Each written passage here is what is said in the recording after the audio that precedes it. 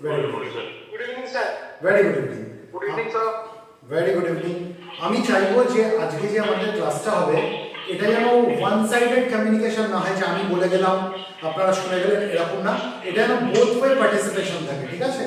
কারণ খুব vital class.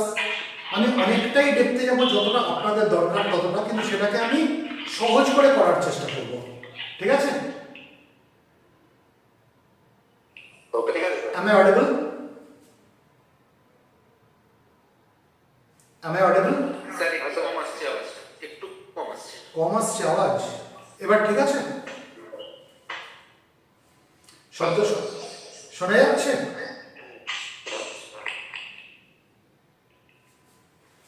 আমার শব্দটা শোনা যাচ্ছে আর বোর্ডটা পরিষ্কার দেখা যাচ্ছে? হ্যাঁ হ্যাঁ স্যার, শোনা যাচ্ছে স্যার। ওকে ওকে। শোনা যাচ্ছে। আমরা ক্যালসিয়াম সাপ্লিমেন্টেশন নিই কেন? ক্যালসিয়াম কেন দরকার? হাড়কে মজবুত করার জন্য, তাই তো? ক্যালসিয়াম সাপ্লিমেন্টেশন নিই। এবার তার সঙ্গে হঠাৎ কি প্রয়োজন পড়লো যে ক্যালসিট্রায়ল নেওয়ার? হঠাৎ কি প্রয়োজন পড়লো ভিটামিন K27 নেওয়ার? আমরা এগুলো নিয়ে আজকে ডিটেলসে আলোচনা করব। ক্যালসিয়াম কেন নেওয়ার দরকার সেটা তো আমরা জানি, কারণ ক্যালসিয়াম কিসের জন্য দরকার? আমাদের হাড়ের জন্য দরকার। এটা আমাদের কাছে কনসেপ্ট ক্লিয়ার? এবার এই ক্যালসিয়ামটা যাতে ভালোভাবে অ্যাবজর্ব হয় তার জন্য কি দরকার? তার জন্য দরকার হচ্ছে ক্যালসিট্রায়ল। এবার কেউ কেউ ভিটামিন D3 নেয়, কেউ কেউ ক্যালসিট্রায়ল নেয়। এবার আমরা আগের ক্লাসে আমরা কি পড়েছিলাম যে ভিটামিন D3 কিসে কনভার্ট হয়? আলটিমেটলি ক্যালসিট্রায়লে কনভার্ট হবে, তবেই সে ক্যালসিয়ামকে অ্যাবজর্ব করাতে পারবে, তাই তো? ভিটামিন D3 কিন্তু ভিটামিন D3 ফর্মে ক্যালসিয়ামের অ্যাবজর্পশন করাতে পারবে না, তাকে কিসে কনভার্ট হতে হবে? ক্যালসিট্রায়লে, ঠিক আছে? এবার ক্যালসিট্রায়ল কি করবে? ক্যালসিয়ামকে অ্যাবজর্ব করাবে, ইন্টেস্টাইন থেকে ভালোভাবে অ্যাবজর্ব করাতে সাহায্য করবে। এই অবধি আমরা শিখে গেছি, তাই তো? হ্যাঁ স্যার। আচ্ছা, এবার আমরা একটু দেখে নেবো যে ক্যালসিয়ামের অ্যাবজর্পশনটা হয় কি করে। প্রথমে আমি খুব বেসিক একটা জায়গায় আসব, সেটা হচ্ছে যে আমাদের এলিমেন্টারি ক্যালারে আমরা কি জানি? এটা হচ্ছে যদি ফুড পাইপ হয়, ফুড পাইপ মানে ইসোফেগাস, যেটাকে আমরা ইসোফেগাস বলি, ফুড পাইপ। এই ইসোফেগাস যেখানে শেষ হলো ওখান থেকে কি শুরু হয় আমরা জানি? স্টমাক শুরু হয়, তাই তো? স্যার ক্যামেরাটা মনে অনেক ডিসটেন্স হয়ে গেছে, লেখাগুলো বোঝা যাচ্ছে না? না, ক্যামেরাটা অনেকটা ডিসটেন্স হয়ে গেছে। প্রত্যেকের ক্যামেরাটা একটু জুম করে নিলে হবে। একটু জুম করে নিতে হবে, একটু জুম করে নিতে হবে, ঠিক আছে? তাহলে এটা হচ্ছে ইসোফেগাস। ইসোফেগাস মানে ফুড পাইপ। তারপরে কি থাকে? আমরা জানি স্টমাক থাকে, তাই তো? এটা স্টমাক। আর স্টমাক যেখানে শেষ হলো সেখান থেকে কি শুরু হয়? স্মল ইন্টেস্টাইন শুরু হয়, আমরা জানি। পুরোটা হেজি আসছে। হেজি আসছে, তাহলে নেটওয়ার্ক ইস্যু হচ্ছে। সবার কি হেজি আসছে? সবার কি এটা হেজি আসছে? হ্যাঁ, মানে স্যার একটু নেটওয়ার্ক প্রবলেম আছে। বলছি আলো বেশিটা ঘোরানো যাবে? বোর্ডটাকে কি স্যার আলোর দিকে ঘোরানো যাবে? বোর্ডটা আলোর দিকে ঘোরালে কি হবে? এত রিফ্লেকশন করবে কিছু দেখা যাবে না। সেটাও ঠিক। স্যার তাহলে বোর্ডটাকে আরেকটু টেনে আনুন সামনে, একটুখানি টেনে আনুন না। এবার দেখুন তো, হ্যাঁ আরেকটু আনুন স্যার, আরেকটু আনুন। এটা ঠিক আছে তাহলে। হ্যাঁ এটা ঠিক আছে তো। তাহলে আমরা ইসোফেগাস জানি, তারপরে কি আমরা স্টমাক জানি। স্টমাকের পরে কি শুরু হয়? স্মল ইন্টেস্টাইন শুরু হয়, তাই তো? তারপরে লার্জ ইন্টেস্টাইন থাকে। এই যে স্মল ইন্টেস্টাইন, এখান থেকে কি অ্যাবজর্ব হয়? এখান থেকে ক্যালসিয়াম এবং ফসফেট অ্যাবজর্ব হয়। এবার কিভাবে অ্যাবজর্ব হয় সেই জিনিসটা আমরা একটু বুঝবো। আমি স্মল ইন্টেস্টাইনের একটা পার্টকে আমি কেটে নিলাম, ঠিক আছে? একটা টুকরো কেটে নিলাম, দেখা যাক কেমন হয় জিনিসটা। আমি এটা বুঝছি? হ্যাঁ ঠিক আছে।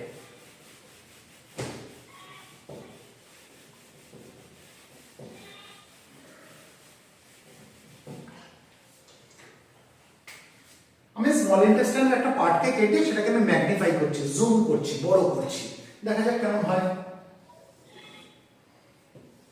এটা ধরে নিলাম স্মল ইন্টেস্টাইনের একটা পার্ট। এখানে আমরা কি জানি কি থাকে? এরকম ফিঙ্গার লাইক প্রজেকশনস থাকে, তাই তো?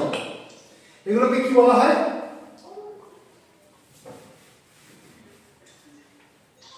আমি আরেকটু চওড়া করে রাখি তাহলে সুবিধা হবে। এটা স্মল ইন্টেস্টাইনের ভেতর দিকের যে অংশটা ফাঁকা জায়গাটা এটাকে বলে ইন্টেস্টিনাল লিউমেন, এটাকে বলে ইন্টেস্টিনাল লিউমেন। লিউমেন মানে ভেতরের ফাঁকা জায়গাটা, তাই তো? আর এখানে যে আঙুলের মতো প্রজেকশনস যেগুলো দেখতে পাচ্ছি এগুলোকে কি বলা হয়? এগুলোকে বলে ভিল্লাই। সিঙ্গুলার বলে ভিল্লাস, এটা একটা ভিল্লাস, এটা একটা ভিল্লাস, এটা একটা ভিল্লাস, এটা একটা ভিল্লাস, আর প্লুরালে কি বলা হয়? ভিল্লাই। এই অবধি পরিষ্কার? বুঝতে পারলাম না, শুনতে পেলে? ইন্টেস্টাইনের মধ্যে, ইন্টেস্টাইনটাকে একটা পাইপের মতো চিন্তা করুন, পাইপ, একটা পাইপের মতো চিন্তা করুন। এই পাইপের মধ্যে কি রয়েছে? এরকম আঙুলের মতো কিছু প্রজেকশনস রয়েছে, বোঝা যাচ্ছে? এই যে আঙুলের মতো প্রজেকশনস কিছু, বোঝা যাচ্ছে? এই যে আঙুলের মতো যে প্রজেকশনস এগুলোকে বলা হয় ভিল্লাই। প্লুরালে বলা হয় ভিল্লাই, সিঙ্গুলারে বলা হয় ভিল্লাস। মানে এটা একটা ভিল্লাস, এটা একটা ভিল্লাস, এটা একটা ভিল্লাস, এটা একটা ভিল্লাস, অর্থাৎ আমরা অসংখ্য কি দেখতে পাচ্ছি? ভিল্লাই দেখতে পাচ্ছি। বোঝাতে পারলাম? হ্যাঁ স্যার। আচ্ছা, মনোজিৎ মিউট করো, মনোজিৎ। স্যার আমার কিন্তু কোনো আওয়াজ নেই স্যার। আছে তো, এটা কি আলাদা আওয়াজ আসছে কোথা থেকে একটা? সবাই একটু মিউট করো। আচ্ছা, এবার আমরা এখানে এক বিশেষ ধরনের সেল দেখতে পাবো এখানে, যে সেলগুলো অ্যাবজর্পশন করাতে সাহায্য করে। এই সেলগুলোকে বলা হয় এন্টারোসাইট। এই যে সেলগুলো দেখতে পাচ্ছি, আমি একটা জাস্ট আরবিট্রারি ছবি আঁকছি বোঝানোর জন্য। আমি এখানে কিছু সেল বুঝতে পারছি, কিছু কোষ আছে, বুঝতে পারছি? কিছু কোষের ছবি আঁকছি এখানে। সেটাকে কি বললেন? এন্টারোসাইট। এই কোষগুলোকে বলা হয় এন্টারোসাইট। এন্টারোসাইট, বোঝাতে পারলাম? এই কোষগুলোর মাধ্যমেই অ্যাকচুয়ালি অ্যাবজর্পশনটা হয়। ক্লিয়ার? এই যে ক্যালসিয়াম অ্যাবজর্ব হয়ে আসছে, ফসফেট অ্যাবজর্ব হয়ে আসছে, শুধু ক্যালসিয়াম বা ফসফেট কেন, আমাদের যে নিউট্রিয়েন্টস যেগুলো সেগুলো তো যখন অ্যাবজর্ব হয় সেই এন্টারোসাইটের মাধ্যমে অ্যাবজর্ব হয়। ক্লিয়ার?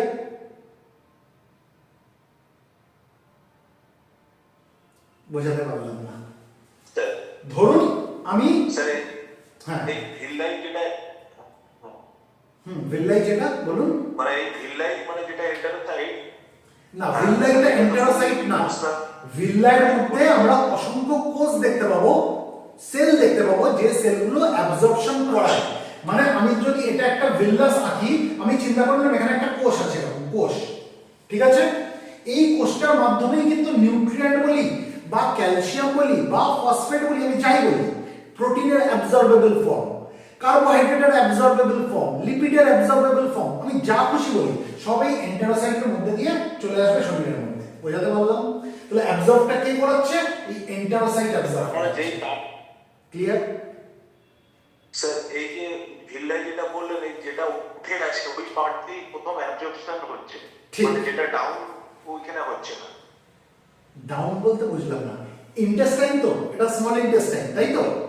এবার স্যার ক্যালসিয়াম, স্যার ওই যে এই ডাউন উঠে হয়ে যাচ্ছে, টপ যেখানে দেখাচ্ছেন এই টপে কোষগুলো এঁকেছেন, আর যেখানে ডাউনের এই যে চড়াই উতরাই নিচের পোর্শন দিয়ে কিন্তু হচ্ছে না। সব জায়গাতে হচ্ছে। আমি আমি আমি কয়েকটা এঁকেছি, এরকম অসংখ্য থাকে, ঠিক আছে? আচ্ছা, এরকম অসংখ্য থাকে, প্রত্যেকটার মধ্যে এরকম এন্টারোসাইট রয়েছে। বোঝাতে পারছি? এবার আপনি বলবেন ডান দিকে এন্টারোসাইট এঁকেছেন, বাঁ দিকে তো আপনি, তাহলে কি বাঁ দিকে অ্যাবজর্ব হয় না? এখানেও হয়, পুরো জায়গাটায় হয়।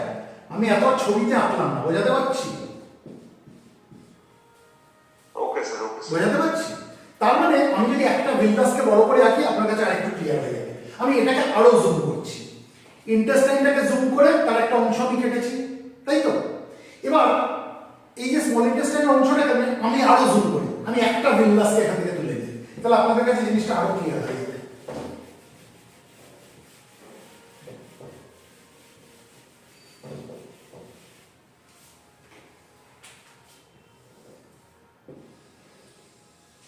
আমি এটা কি আঁকলাম? একটা ভিল্লাস। এই অবধি বোঝা যাচ্ছে? এই অবধি বোঝা যাচ্ছে। এবার এখানে আমি এটা কি আঁকলাম? একটা কোষ আঁকলাম। বোঝাতে পারছি? এটা একটা কোষ, এখান দিয়ে অ্যাবজর্পশনটা হবে, ঠিক আছে? অ্যাবজর্পশনটা হয়ে সেটা শরীরের মধ্যে আসবে, বোঝাতে পারছি?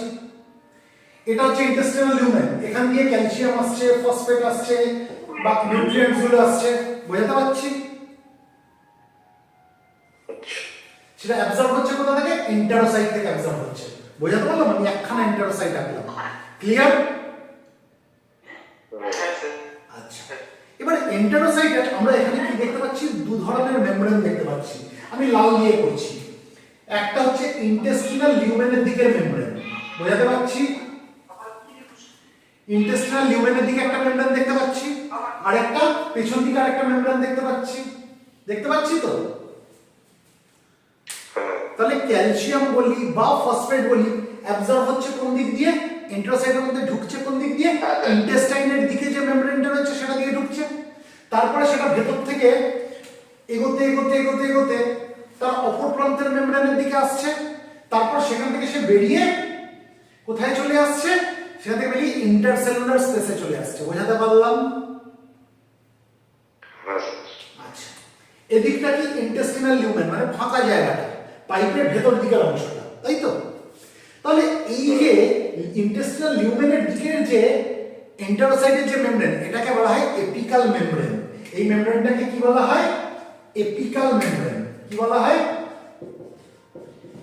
Apical membrane. অপোজিটে ব্যাসোলেটার। ভেরি গুড, আমি আগের দিন শিখিয়েছিলাম। ঠিক তার অপোজিট সাইডে যে মেমব্রেনটা রয়েছে এটাকে বলে ব্যাসোল্যাটারাল মেমব্রেন। কি বলা হয়? ব্যাসোল্যাটারাল মেমব্রেন। এই অবধি কি বোঝা গেল? হ্যাঁ স্যার। তার মানে ইন্টেস্টাইনের মধ্যে আমরা কি দেখতে পাচ্ছি? অসংখ্য কোষ রয়েছে, যে কোষগুলো অ্যাবজর্ব করতে সাহায্য করে সেই কোষগুলোকে কি বলা হয়? এন্টারোসাইট বলা হয়। এবার এন্টারোসাইটে আমরা দুটো মেমব্রেন নিয়ে আলোচনা করলাম, একটা হচ্ছে ইন্টেস্টিনাল লিউমেনের দিকে যে মেমব্রেনটা রয়েছে যেটাকে বলে এপিকাল মেমব্রেন, আর ঠিক তার উল্টো দিকে একটা মেমব্রেন রয়েছে যেটাকে বলা হচ্ছে ব্যাসোল্যাটারাল মেমব্রেন। এই অবধি পরিষ্কার? পরিষ্কার স্যার। কারোর কোনো কনফিউশন আছে? এই অবধি যদি পরিষ্কার থাকে তাহলে আমি ফার্দার এগোবো। কারোর কোনো কনফিউশন আছে? থাকলে বলুন আছে, না থাকলে বলুন নেই। ক্লিয়ার। ক্লিয়ার। তাহলে ইন্টেস্টিনাল লিউমেনের দিকে এন্টারোসাইটের যে মেমব্রেনটা সেটাকে কি বলা হয়? বলুন। Apical membrane. Apical membrane, very good. আর তার উল্টো দিকে যে মেমব্রেনটা রয়েছে এন্টারোসাইটে সেটাকে কি বলা হয়? Apical membrane. না, ব্যাসোল্যাটারাল মেমব্রেন। ব্যাসোল্যাটারাল মেমব্রেন। ঠিক। এবার এটাকে আমি আরো বড় করছি, আরো জুম করছি, আরো ম্যাগনিফাই করছি, ঠিক আছে? হ্যাঁ, ব্যাসোল্যাটারাল মেমব্রেন। আমি এটাকে আরো ম্যাগনিফাই করছি, আরো জুম করছি, দেখা যাক কেমন হয়। আমি একটা এন্টারোসাইটকে এবার আঁকি।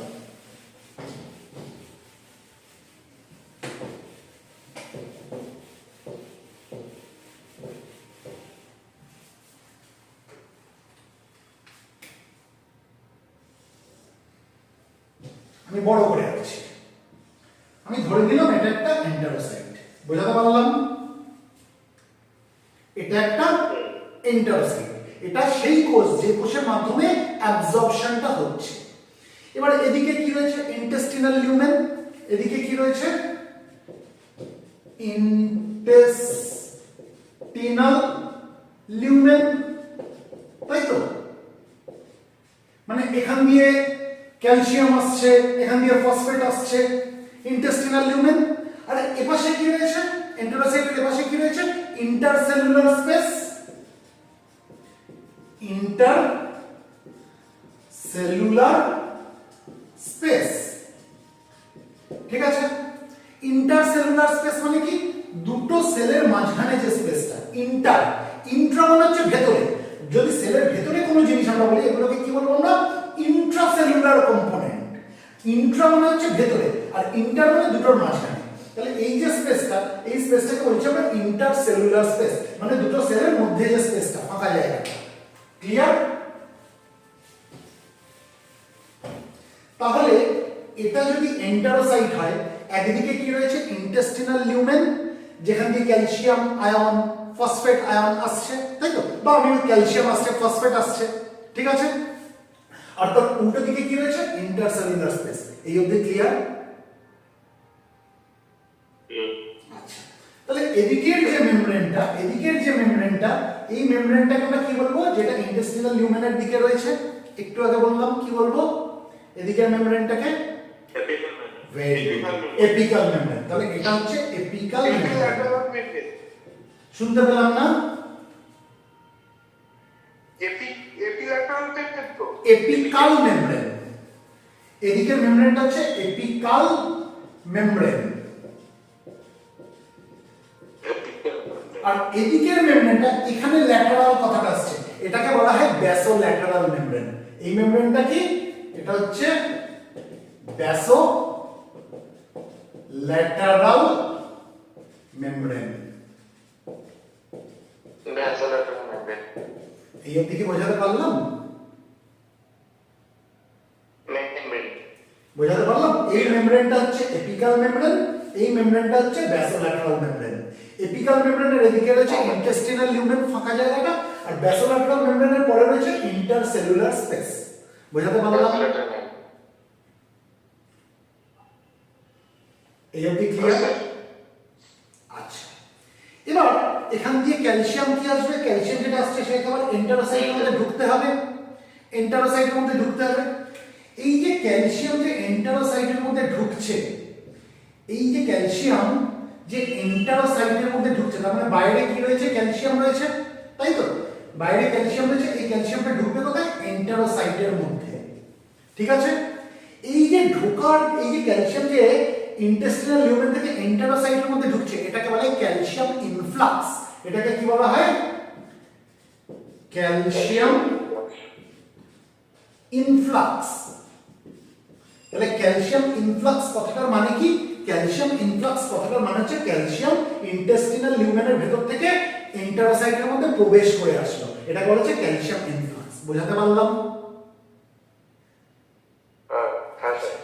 এবার ক্যালসিয়াম আয়ন যে ইন্টেস্টিনাল লিউমেন থেকে এন্টারোসাইটের মধ্যে প্রবেশ করে আসলো, তাহলে কিসের মাধ্যমে আসলো, এখানে এক প্রকার স্পেশালাইজড ক্যালসিয়াম চ্যানেল রয়েছে, এখানে এক প্রকার স্পেশালাইজড ক্যালসিয়াম চ্যানেল রয়েছে, ক্যালসিয়াম চ্যানেলের মাধ্যমে ক্যালসিয়ামটা ঢুকছে। এই যে স্পেশালাইজড ক্যালসিয়াম চ্যানেল, যার মাধ্যমে ক্যালসিয়াম আয়নটা ইন্টেস্টিনাল লিউমেন থেকে এন্টারোসাইটের মধ্যে ঢুকছে, এটার নাম হচ্ছে ট্রানজিয়েন্ট রিসেপ্টর পোটেনশিয়াল ভ্যানিলয়েড 6। এত বড় নাম মনে রাখতে হবে না, ছোট করে TRPV6 বলে। কি বলে? TRPV6। এই যে TRPV6, এটা কি, এটা এক প্রকার স্পেশালাইজড ক্যালসিয়াম চ্যানেল। বোঝাতে পারলাম?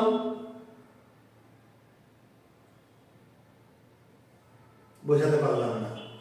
আমি যদি বাড়িতে ঢুকতে যাই, আমার বাড়িতে ঢোকার জন্য আমার একটা দরজা দরকার, তো আমি তো পাঁচিল ভেদ করে ঢুকতে পারবো না, আমি তো ভূত না যে পাঁচিলের ওপরে রয়েছি, দরজা নেই আমি পাঁচিলের এপারে চলে আসবো। পারবো কি? পারবো না। তাহলে আমাকে ঘরের মধ্যে ঢুকতে গেলে সেই আমার ঘরের যে দেওয়ালটা রয়েছে সেখানে একটা দরজা দরকার, সেই দরজার ভেতর দিয়ে আমি ঢুকতে পারবো। তা ক্যালসিয়াম যে বাইরে থেকে ভেতরে আসছে এন্টারোসাইটের ভেতরে, তাহলে এখানে একটা দরজা চাই, তাই তো। এই দরজাটা যদি না থাকতো তাহলে ক্যালসিয়াম এই এন্টারোসাইটের বাইরে থেকে এন্টারোসাইটের ভেতরে ঢুকতে পারতো না। এই দরজাটার নাম হচ্ছে TRPV6। বোঝাতে পারলাম? যেটা অনেকগুলোই রয়েছে, যেটা ওরকম ওই ইন্টারসাইটের ওই এপিক্যাল মেমব্রেনে অনেকগুলোই রয়েছে। হ্যাঁ, মানে একটা ক্যালসিয়াম ঢুকছে এরকম তো ব্যাপার না, হ্যাঁ অনেকগুলোই এগুলো রয়েছে। আমি খুব সহজ করে জিনিসটা বোঝানোর চেষ্টা করছি, এই এন্টারোসাইটের এপিক্যাল মেমব্রেনে এখানে একটা দরজা রয়েছে, যে দরজা দিয়ে ক্যালসিয়ামটা কি হবে, এন্টারোসাইটের বাইরে থেকে এন্টারোসাইটের ভেতরে ঢুকবে। এই দরজাটা কি, এই দরজাটার নাম হচ্ছে TRPV6। এই অ্যাকচুয়ালি তো এটা দরজা না, এটা কি, এটা এক প্রকার specialised calcium channel. Clear? Clear sir. আচ্ছা, এবার TRPV6 এর পুরো নামটা যদি মনে নাও রাখতে পারেন কোনো অসুবিধা নেই, নামটা আমি বলে দিচ্ছি, ট্রানজিয়েন্ট রিসেপ্টর পোটেনশিয়াল ভ্যানিলয়েড 6। লিখে দেবো কি, তারপরে মুছে দেবো, যদি মনে করেন নোট করবেন, নোট করে নিতে পারেন। ট্রানজিয়েন্ট ট্রানজিয়েন্ট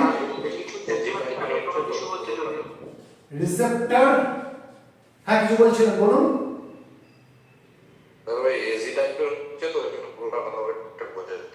ঠিক আছে, ভিডিওটা পেয়ে যাবেন, আমার কথাগুলো শোনা যাচ্ছে। ট্রানজিয়েন্ট রিসেপ্টর, যখন ভিডিওটা পাবেন তখন একটু পজ করে করে লিখে নেবেন, ঠিক আছে। পোটেনশিয়াল, তাহলে আপনার ওখানে নেটওয়ার্কের মারাত্মক প্রবলেম। পোটেনশিয়াল ভ্যানিলয়েড 6, ঠিক আছে। ট্রানজিয়েন্ট রিসেপ্টর পোটেনশিয়াল ভ্যানিলয়েড 6, এত বড় নাম মনে না রাখলেও চলবে, এত বড় নাম মনে না রাখলেও চলবে। TRPV6 মনে রাখতে হবে। মনে রাখবো কি করে? মনে রাখার সুবিধার জন্য এইভাবে মনে রাখতে হবে, তোর রূপে পাগল ভাই 6টা ছেলে, তোর রূপে পাগল ভাই 6টা ছেলে, মনে থাকবে? তোর টি, রূপে আর, পাগল পি, ভি মানে হচ্ছে ভাই, 6 মানে 6টা ছেলে। এবার মনে থাকবে? হ্যাঁ স্যার। তোর রূপে পাগল ভাই 6টা ছেলে। এই TRPV6 নামক এই যে স্পেশালাইজড ক্যালসিয়াম চ্যানেল, এই ক্যালসিয়াম চ্যানেলের মাধ্যমে কি হবে? ক্যালসিয়াম ইন্টেস্টিনাল লিউমেন থেকে কার মধ্যে প্রবেশ করবে? এন্টারোসাইটে প্রবেশ করবে। এই অবধি পরিষ্কার হলো? হ্যাঁ স্যার। এইবার তাহলে আমি এই নামটা মুছে দিচ্ছি, এত শক্ত নাম মুছে দিচ্ছি। ট্রানজিয়েন্ট রিসেপ্টর পোটেনশিয়াল ভ্যানিলয়েড 6 মুছে দিচ্ছি। এবার এই যে ক্যালসিয়াম যে প্রবেশ করে গেল ইন্টেস্টিনাল লিউমেন থেকে এন্টারোসাইটের মধ্যে, এটাকে আমরা কি বলি? এটাকে আমরা বলি ক্যালসিয়াম ইনফ্লাক্স। বোঝাতে পারলাম? বোঝাতে পারলাম? ক্যালসিয়াম ইনফ্লাক্স, ইনফ্লাক্স, ঠিক আছে।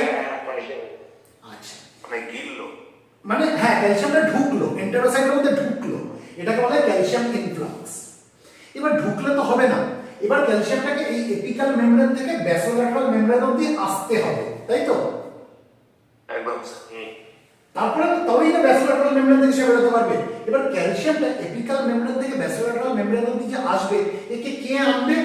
একে এক প্রকার ক্যালসিয়াম বাইন্ডিং প্রোটিন নিয়ে আসবে। Calcium binding protein, very good, এগুলো পড়িয়েছিলাম, মনে আছে একটু? ক্যালসিয়াম বাইন্ডিং প্রোটিন মানে যে ক্যালসিয়ামকে নিজের সঙ্গে বাইন্ড করে ফেলবে, আটকে ফেলবে, ফেলে এপিক্যাল মেমব্রেন থেকে ব্যাসোল্যাটারাল মেমব্রেন অবধি নিয়ে আসবে। বোঝাতে পারলাম? হ্যাঁ স্যার।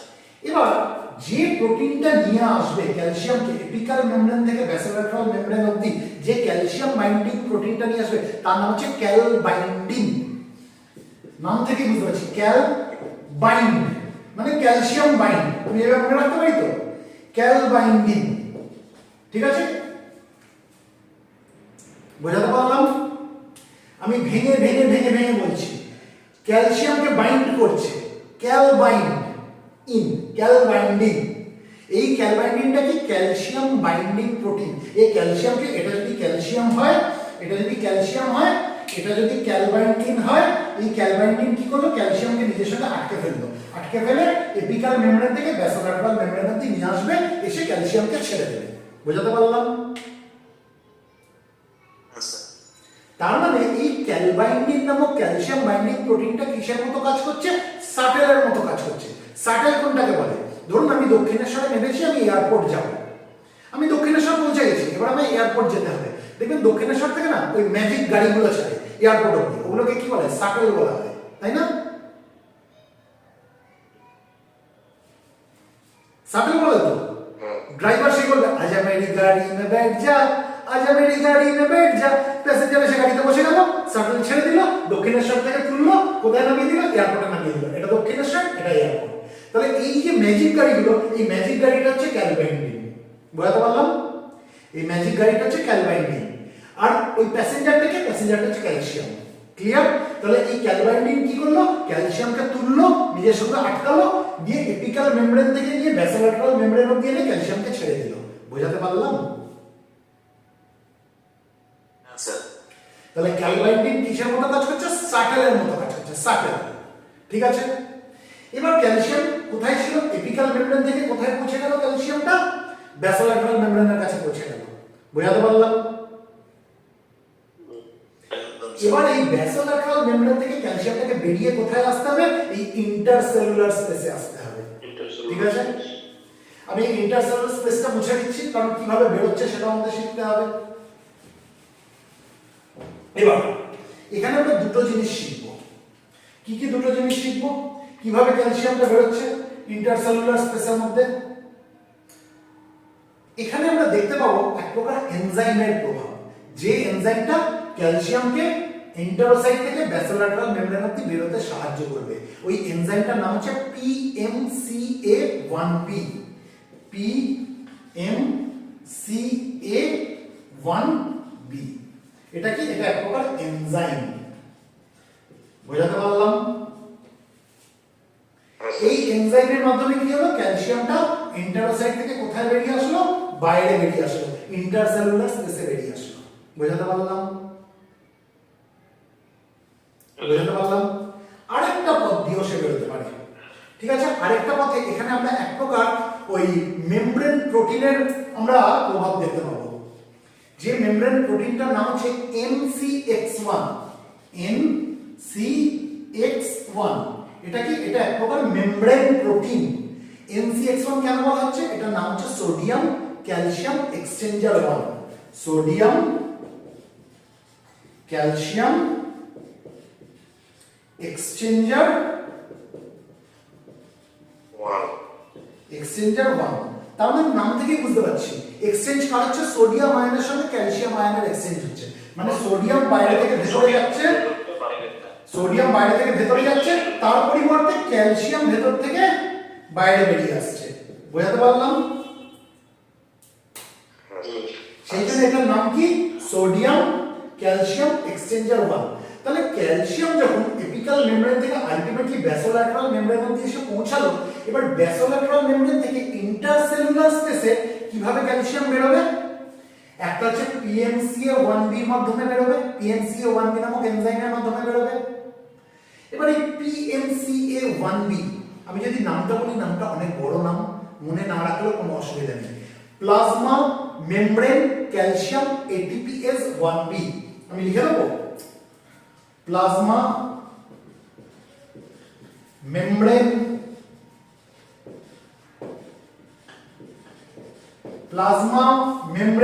C4 হচ্ছে ক্যালসিয়াম, তারপরে ATPase মানে অ্যাডিনোসিন ট্রাইফসফেট এজ 1B। এত বড় নাম কেউ মনে রাখতে পারেনি। PMCA1B আমরা মনে রাখবো কি করে? পিসিমণি চানাচুর আনলো এক বাটি, পিসিমণি চানাচুর আনলো এক বাটি, মনে থাকবে? তাহলে পিসিমণি চানাচুর আনলো এক বাটি, এটা কি? এটা হচ্ছে এক প্রকার এনজাইম। ঠিক আছে, প্লাজমা মেমব্রেন ক্যালসিয়াম ATPase1B এই এনজাইমের মাধ্যমে কি হবে? এই যে ক্যালসিয়াম আয়নটা এন্টারোসাইটের ভেতর থেকে কোথায় বেরিয়ে আসবে? ইন্টারসেলুলার স্পেসের মধ্যে বেরিয়ে আসবে। বোঝাতে পারলাম? আচ্ছা, আর কিসের মাধ্যমে বেরোবে? এক প্রকার আমরা মেমব্রেন প্রোটিন দেখতে পাবো, যেটার নাম কি বলেছিলাম আমি? Sodium calcium exchanger 1।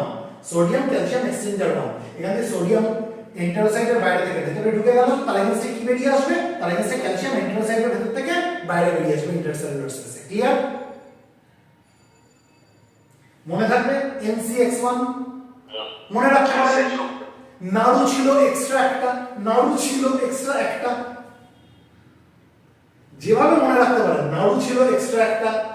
PMCA1B কে আমি কি মনে রাখতে পারলাম? পিসিমণি চানাচুর আনলো এক বাটি। আর TRPV6 কে আমি কিভাবে মনে রাখতে বলেছি? তোর রূপে পাগল ভাই ছটা ছেলে।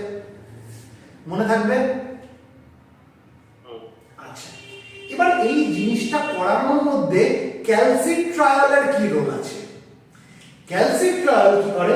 এই যে ক্যালসিয়াম ইনফ্লাক্স যেটা হচ্ছে, অর্থাৎ ইন্টেস্টিনাল লিউমেন থেকে এই যে এন্টারোসাইটের মধ্যে ঢুকছে, এই যে ক্যালসিয়ামের ইনফ্লাক্স যেটা হচ্ছে, এই এন্ট্রিটাকে ও কি করে? আরো ভালোভাবে করতে সাহায্য করে। বোঝাতে পারলাম?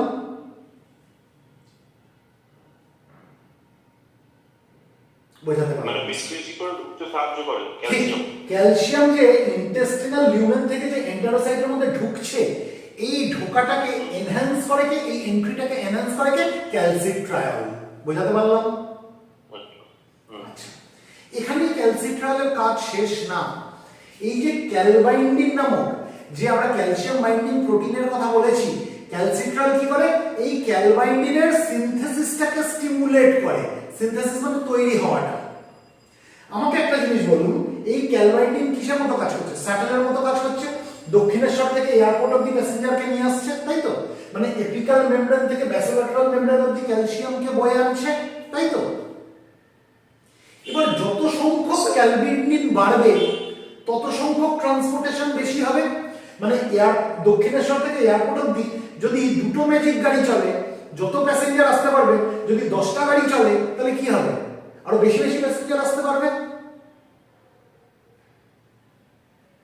বোঝাতে পারছি? তাহলে ক্যালসিট্রাল কি করছে? এই ক্যালবাইন্ডিন নামক ক্যালসিয়াম বাইন্ডিং প্রোটিনের সিনথেসিসকে স্টিমুলেট করছে। বোঝাতে পারলাম? যাতে এই ক্যালবাইন্ডিন নামক ক্যালসিয়াম বাইন্ডিং প্রোটিনটা তৈরি হয়, আরো সিনথেসিস হয়, সেই সিনথেসিসটাকে স্টিমুলেট করছে ক্যালসিট্রাল। ক্লিয়ার? তাহলে ক্যালবাইন্ডিন যদি তৈরি হয় তাহলে কি হবে? ট্রান্সপোর্টটাও হবে ক্যালসিয়ামের এন্টারোসাইটের মধ্যে। বোঝাতে পারলাম? একদম স্যার। আচ্ছা, এবার ক্যালসিয়াম এন্টারোসাইট থেকে যখন ইন্টারসেলুলার স্পেসের মধ্যে বেরিয়ে আসছে, এটাকে বলা হয় এক্সট্রুশন। এক্সট্রুশন, এটাকে কি বলা হয়? Extrusion of calcium. এক্সট্রুশন। ঢোকাটাকে কি বলা হয়েছিল? Calcium influx. বেরোনোটাকে কি বলছি? Extrusion of calcium. ঠিক আছে? এবার ক্যালসিট্রাল কি করে? এই যে ক্যালসিয়াম যে এক্সট্রুশন হচ্ছে সেই অ্যাক্টিভিটিটাকেও বাড়িয়ে দেয়। বোঝাতে পারছি? মেজর রোল প্লে করে। তার মানে ক্যালসিট্রালের রোল কত? ক্যালসিট্রাল ক্যালসিয়ামকে এন্টারোসাইটের মধ্যে ঢুকতে সাহায্য করছে, এবং শুধু ঢুকতে না, ক্যালসিয়াম যাতে এপিক্যাল মেমব্রেন থেকে ব্যাসোল্যাটারাল মেমব্রেন অবধি আসতে পারে, যে নিয়ে আসে তাকে তৈরি করতে সাহায্য করছে। এবং শুধু তাই না, ব্যাসোল্যাটারাল মেমব্রেন ক্রস করে ক্যালসিয়াম যাতে বেরিয়ে আসতে পারে, অর্থাৎ ক্যালসিয়ামের এক্সক্লুশন, সেটাতেও সাহায্য করছে ক্যালসিট্রাল। ক্লিয়ার? তাহলে আমাদের কাছে কি সবার কাছে পরিষ্কার যে ক্যালসিয়াম ইন্টেস্টিনাল লিউমেনের ভেতর থেকে আলটিমেটলি ইন্টারসেলুলার স্পেস অবধি কিভাবে পৌঁছায়, আর সেখানে ক্যালসিট্রালের রোলটা কি? কেউ আছে যে বুঝতে পারেনি? কে বলতে পারবে আমাকে? কেউ একজন কেউ একজন দায়িত্ব নিন, আমাকে জিনিসটা বোঝান। ক্যালসিয়াম ইন্টেস্টিনাল লিউমেন থেকে কিভাবে এন্টারোসাইটের মধ্যে ঢুকছে? স্যার আমি বলবো? হ্যাঁ বলুন। স্যার ক্যালসিয়াম যখন আমরা ইনটেক করি, এটা আমাদের প্রথমে স্টমাক হয়ে প্রথমে পোরশন যাচ্ছে ইন্টেস্টাইনের, স্মল ইন্টেস্টাইনে পৌঁছে গেল। এবার ইন্টেস্টাইনের প্রথম যে পার্টটা পড়ে যেটা এপিক্যাল মেমব্রেন, না, ইন্টেস্টাইনের মধ্যে আমরা কি পাবো? ইন্টেস্টিনাল সেলস পাবো, যে সেলগুলো অ্যাবজর্ব করে, যার নাম হচ্ছে এন্টারোসাইট। একদম স্যার। এন্টারোসাইটের প্রথম যে এপিক্যাল মেমব্রেন থেকে ঠিক ইনফ্লাক্স হচ্ছে, সেখানে চ্যানেল কিছু থাকে। ঠিক, সেই চ্যানেল থেকে আমাদের ক্যালসিয়াম ওটা আমাদের ভেতরে ঢোকে। ঠিক। এই যে স্পেশালাইজড ক্যালসিয়াম চ্যানেল, এটার নাম কি বলেছি আমি? TRPV6। TRPV6।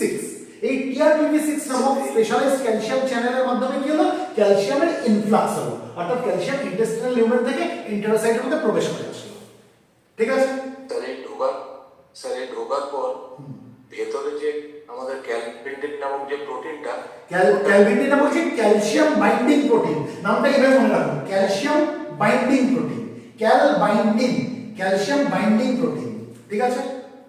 স্যার এই প্রোটিনটা ওই আমরা যে ইনটেক করলাম ক্যালসিয়ামটাকে, ওটাকে আরো বই নিয়ে যেতে অন্য পারে ট্রান্সলোকেশন করতে, মানে এপিক্যাল মেমব্রেন থেকে ব্যাসোল্যাটারাল মেমব্রেনের মধ্যে নিয়ে আসতে সাহায্য করে, তাই তো? হ্যাঁ, ট্রান্সলোকেশন হলো। ভেরি গুড, ট্রান্সলোকেশন হলো। তারপরে স্যার এই ট্রান্সলোকেশনের পর যেখানে অপোজিট পার্টে রয়েছে আমাদের অপোজিট মানে ব্যাসোল্যাটারাল মেমব্রেন অবধি পৌঁছে গেল। ব্যাসোল্যাটারাল মেমব্রেন স্পেসিফিক বলতে হবে। সেকেন্ড থেকে স্যার আমাদের যে PMCA16 যে রয়েছে, ওই মাধ্যমে স্যার ওটা বেরিয়ে যাচ্ছে আমাদের PMCA1B 6 না 1B। ঠিক আছে? 1B। PMCA1B নামক এনজাইমের মাধ্যমে কি হলো? ক্যালসিয়ামটা এন্টারোসাইটের ভেতর থেকে কোথায় চলে আসলো? ইন্টারসেলুলার স্পেসে চলে আসলো। এটা একটা পথ। আরেকটা পথ কি? আরেকটা স্যার আরেকটা যে চ্যানেল রয়েছে এই আমাদের ভ্যাসোলেটারের মেমব্রেন মেমব্রেন প্রোটিন রয়েছে, মেমব্রেন প্রোটিন, যেটা নাম হচ্ছে সোডিয়াম ক্যালসিয়াম এক্সচেঞ্জার 1। NCX1 হ্যাঁ, NCX1 সোডিয়াম ক্যালসিয়াম এক্সচেঞ্জার 1 এই নামক মেমব্রেন প্রোটিনের মাধ্যমে কি হলো, সোডিয়াম বাইরে থেকে এন্টেরোসাইটের মধ্যে ঢুকলো, তার এগেইনস্টে ক্যালসিয়াম এন্টেরোসাইটের ভেতর থেকে বাইরে বেরিয়ে আসলো, ইন্টারসেলুলার স্পেসে বেরিয়ে আসলো। আচ্ছা, ঠিক আছে, পুরো কাজটাকে হেল্প করছে না এই যে বেরিয়ে আসছে এন্টেরোসাইটের ভেতর থেকে যে এখানে চলে আসছে ইন্টারসেলুলার স্পেসে, এটাকে কি বলা হয়, এক্সট্রুশন। এক্সট্রুশন। হ্যাঁ, ঠিক আছে, তাহলে আমরা তিনটে শব্দ জানলাম, একটা ক্যালসিয়াম ইনফ্লাক্স, একটা হচ্ছে ট্রান্সলোকেশন, তাই তো, একদম স্যার।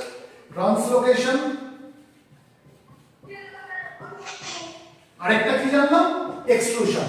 ক্যালসিয়াম ইনফ্লাক্স মানে ক্যালসিয়াম ইন্টেস্টিনাল লিউমেন থেকে এন্টেরোসাইটের মধ্যে ঢুকলো, ট্রান্সলোকেশন মানে এন্টেরোসাইটের এপিক্যাল মেমব্রেন থেকে ব্যাসোলেটারাল মেমব্রেন অবধি ক্যালসিয়ামটা ট্রাভেল করলো। ঠিক আছে, আর এক্সট্রুশন অফ ক্যালসিয়াম মানে ব্যাসোলেটারাল মেমব্রেন এবার ক্রস করে ক্যালসিয়ামটা এন্টেরোসাইটের ভেতর থেকে ইন্টারসেলুলার স্পেসে চলে আসলো। ক্লিয়ার? আচ্ছা স্যার এই তিনটে কাজেই যেমন ইনফ্লাক্স, ট্রান্সলোকেশন আর এক্সট্রুশনেতেই হেল্প করছে ক্যালসিট্রল। ক্যালসিট্রল এবার কিভাবে করছে, ক্যালসিট্রল ক্যালসিয়াম ইনফ্লাক্সকে এনহ্যান্স করছে, তাই তো।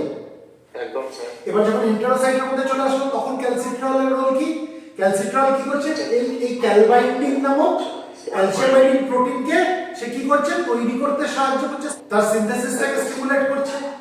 আর কি করছে, ক্যালসিয়ামের এন্টেরোসাইট থেকে ইন্টারসেলুলার স্পেসে যে বেরিয়ে আসা অর্থাৎ এক্সট্রুশন, সেই পদ্ধতিটাকে এনহ্যান্স করছে ক্যালসিট্রল।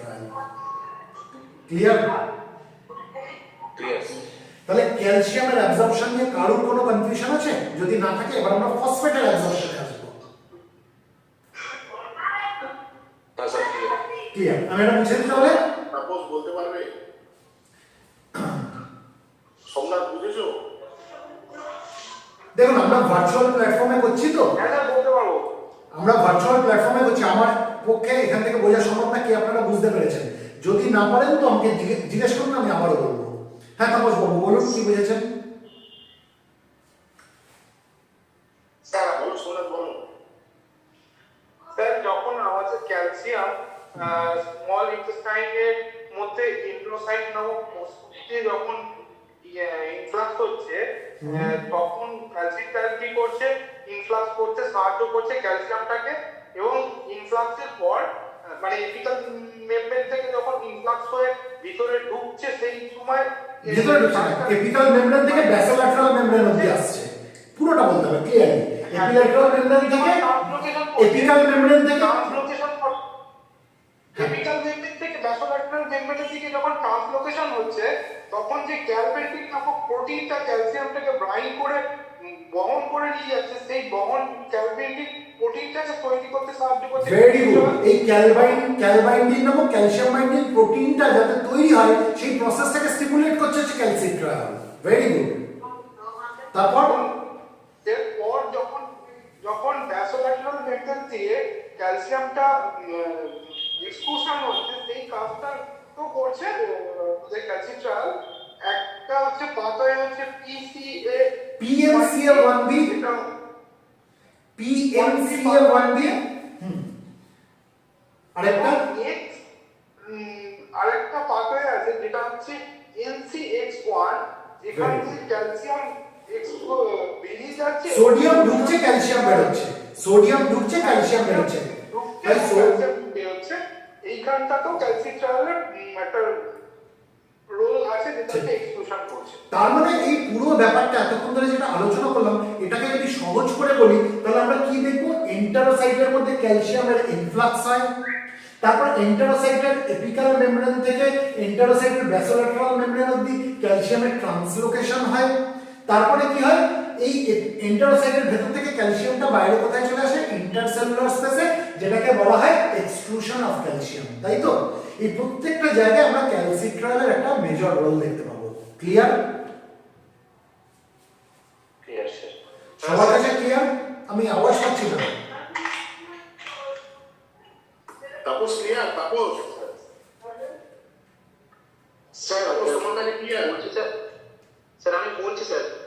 শুধু শুনতে পাচ্ছি, কিছু দেখা যাচ্ছে না, খুব প্রবলেম হচ্ছে। স্যার আপনি স্যার তো ভিডিও দেবে, ওটা দেখে স্যার আমি গ্রুপে ভিডিও পোস্ট করবো। আচ্ছা, মানে আপনার নেটওয়ার্ক ইস্যু হচ্ছে, বুঝতে পারছি আমি। বাদ বাকি সবার কাছে ক্লিয়ার? হ্যাঁ স্যার ক্লিয়ার। ওকে, এবার আমরা ফসফেটের অ্যাবজর্পশনে আসবো। তাহলে আমি ক্যালসিয়ামের ব্যাপারটা মুছে দিচ্ছি, এন্টারোসাইট থাকলো, এন্টারোসাইটের মধ্যে ফসফেট কিভাবে অ্যাবজর্ব হচ্ছে সেটা একটু শিখে নিই। এটা বুঝছি তাহলে? স্যার আপনার ভিডিওতে মানে এরকম ধরনের ডায়াগ্রাম আমার থাকবে তো স্যার? এই যে ক্লাসটা আছে, এই ক্লাসটারই ভিডিও হচ্ছে, এই ক্লাসটারই ভিডিওটা আপনারা পেয়ে যাবেন। আচ্ছা ঠিক আছে। ঠিক আছে, হ্যাঁ স্যার বুঝুন। মুছি। ভার্চুয়াল প্ল্যাটফর্মে ক্লাস করতে গেলে এটা একটা মারাত্মক সমস্যা হয়। যাদের নেটওয়ার্ক ইস্যু থাকে তারা হয় ছবিটা পরিষ্কার দেখতে পায় না, নাহলে পরিষ্কার শুনতে পায় না।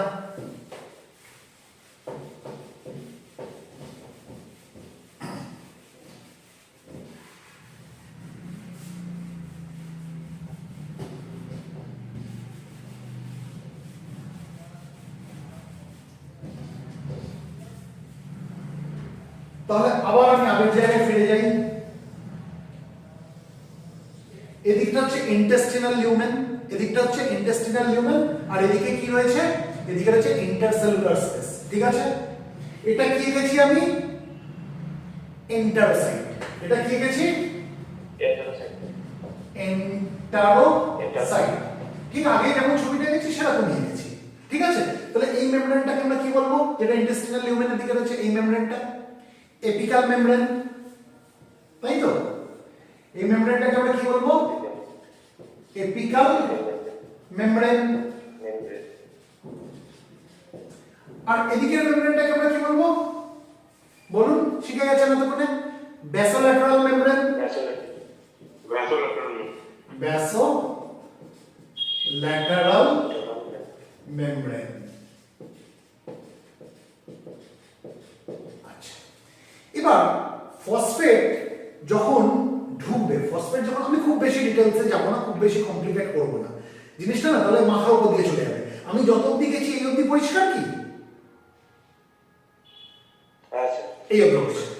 এবার ফসফেট যখন ইন্টেস্টাইন থেকে এন্টারোসাইটের মধ্যে ঢুকবে, ইন্টেস্টিনাল লিউমেন থেকে যখন এন্টারোসাইটের মধ্যে ঢুকবে, যে পাথওয়েতে ঢুকবে এটাকে বলে প্যারাসেলুলার পাথওয়ে। কি পাথওয়ে? Paracellular pathway. কি পাথওয়ে? Paracellular pathway. তাহলে প্যারাসেলুলার পাথওয়ের মাধ্যমে কি হলো? ফসফেট ইন্টেস্টিনাল লিউমেন থেকে কোথায় প্রবেশ করলো? এন্টারোসাইটের মধ্যে প্রবেশ করলো। বোঝাতে পারলাম? ফসফেট কোথা থেকে কোথায় প্রবেশ করলো? প্যারাসেলুলার পাথওয়েতে, ইন্টেস্টিনাল লিউমেন থেকে এন্টারোসাইটের মধ্যে প্রবেশ করলো। ক্লিয়ার? কিন্তু এখানে জেনে রেখে দিন, এখানে ক্যালসিট্রায়লের কোনো রোল নেই। এখানে ক্যালসিট্রায়লের কোনো রোল নেই। ফসফেট প্যারাসেলুলার পাথওয়ের মাধ্যমে ইন্টেস্টিনাল লিউমেন থেকে এন্টারোসাইটের মধ্যে যে প্রবেশ করলো, এখানে ক্যালসিট্রায়লের কোনো রোল নেই। এটা ক্যালসিয়াম হলে তার রোল ছিল, ক্যালসিট্রায়লের রোল ছিল, কিন্তু ফসফেটের ক্ষেত্রে কোনো রোল নেই। ক্লিয়ার? আচ্ছা, হ্যাঁ। তাহলে ক্যালসিট্রায়লের রোলটা কোথায়? ক্যালসিট্রায়লের রোলটা হচ্ছে যখন এই ফসফেটটা এপিকাল মেমব্রেন থেকে ব্যাসোল্যাটারাল মেমব্রেনের দিকে আসবে, এই যে পাথওয়েটা, এটাকে বলে ট্রান্সসেলুলার পাথওয়ে। এটাকে কি বলা হয়? ট্রান্সসেলুলার পাথওয়ে। ঠিক আছে, এই ট্রান্সসেলুলার পাথওয়েতে কিন্তু আমরা ক্যালসিট্রায়লের রোল পাবো। বোঝাতে পারলাম? তাহলে দুটো পাথওয়ের আমি কথা বললাম, একটা বললাম প্যারাসেলুলার পাথওয়ে, একটা বললাম ট্রান্সসেলুলার পাথওয়ে। প্যারাসেলুলার পাথওয়েতে আমি কি দেখলাম? ফসফেট ইন্টেস্টিনাল লিউমেন থেকে এন্টারোসাইটের মধ্যে প্রবেশ করেছে, কিন্তু এখানে ক্যালসিট্রায়লের কোনো রোল নেই। ঠিক আছে, আরেকটা পাথওয়ে আমি কি বললাম? আরেকটা পাথওয়ে হচ্ছে ট্রান্সসেলুলার পাথওয়ে, যেখানে নাকি এন্টারোসাইটে এপিকাল মেমব্রেন থেকে ব্যাসোল্যাটারাল মেমব্রেন অবধি এই ফসফেটটা ট্রাভেল করে আসছে। এই ট্রান্সসেলুলার পাথওয়েতে কিন্তু আমরা ক্যালসিট্রায়লের রোল পাবো। ক্লিয়ার? তাহলে ফসফেট প্যারাসেলুলার পাথওয়ের মাধ্যমে ঢুকে গেছে এন্টারোসাইটের মধ্যে, এবার ফসফেটকেও তো এপিক্যাল মেমব্রেন থেকে ব্যাসোল্যাটেরাল মেমব্রেন অবধি আসতে হবে, তাই তো? কে নিয়ে আসবে? এক প্রকার ট্রান্সপোর্ট প্রোটিন নিয়ে আসবে, এক প্রকার ট্রান্সপোর্ট প্রোটিন নিয়ে আসবে। এই ট্রান্সপোর্ট প্রোটিনটার নাম হচ্ছে sodium dependent phosphate co transporter 2B। লিখে দিচ্ছি নামটা, একটু শক্ত নাম, সোডিয়াম ডিপেন্ডেন্ট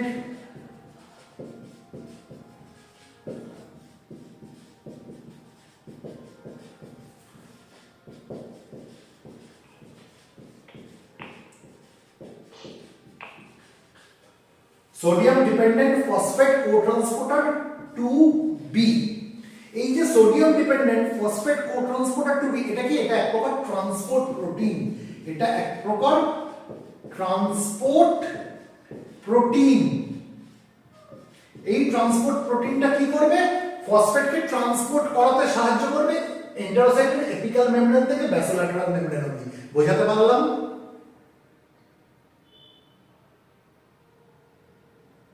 বোঝাতে পারলাম না? যেহেতু নামটা একটু শক্ত, আপনাদের শক্ত লাগছে, এটারই নাম যদি sodium dependent phosphate cotransporter 2B না হয়, একটা সহজ নাম হতো, তাহলে কিন্তু বুঝতে পারতেন আপনারা যে এই প্রোটিনটা, এই ট্রান্সপোর্ট প্রোটিনটা, নাম ভুলে যাবে, এটা একটা ট্রান্সপোর্ট প্রোটিন। এই ট্রান্সপোর্ট প্রোটিনটা কি করছে? ফসফেটকে এপিক্যাল মেমব্রেন থেকে ব্যাসোল্যাটেরাল মেমব্রেন অবধি নিয়ে আসছে। বোঝাতে পারলাম? আচ্ছা, এই যে ট্রান্সপোর্টটা হচ্ছে এপিক্যাল মেমব্রেন থেকে ব্যাসোল্যাটেরাল মেমব্রেন অবধি, এটা কোন পাথওয়েতে হচ্ছে? ট্রান্সসেলুলার পাথওয়েতে হচ্ছে। ক্লিয়ার? Clear sir. আচ্ছা, এই যে ট্রান্সপোর্ট প্রোটিন, নাম যদি মনে না থাকে রাখার দরকার নেই, sodium dependent phosphate cotransporter 2B মনে রাখার দরকার নেই। এই যে ট্রান্সপোর্ট প্রোটিনটা, এই ট্রান্সপোর্ট প্রোটিনের অ্যাক্টিভিটিটাকে বাড়িয়ে দেয় হচ্ছে ক্যালসিট্রায়ল। বোঝাতে পারলাম? আচ্ছা, তাহলে এই ট্রান্সপোর্ট প্রোটিনটার যদি অ্যাক্টিভিটি বেড়ে যায়, তাহলে কি হবে? ফসফেট আরো ভালোভাবে এই এপিক্যাল মেমব্রেন থেকে ব্যাসোল্যাটেরাল মেমব্রেন অবধি আসবে। বোঝাতে পারছি? হ্যাঁ স্যার, বোঝাতে পারছি? হ্যাঁ স্যার। তাহলে ফসফেট কোথায় ছিল? এপিক্যাল মেমব্রেনে ছিল, ও আস্তে আস্তে ট্রান্সসেলুলার পাথওয়ে হয়ে কোথায় চলে আসলো? ব্যাসোল্যাটেরাল মেমব্রেন অবধি পৌঁছে গেল। এবার ফসফেটকে তো এই ব্যাসোল্যাটেরাল মেমব্রেন থেকে বাইরে বেরোতে হবে, তাই তো? দুটো ভাবে বেরোবে। কিভাবে বেরোবে?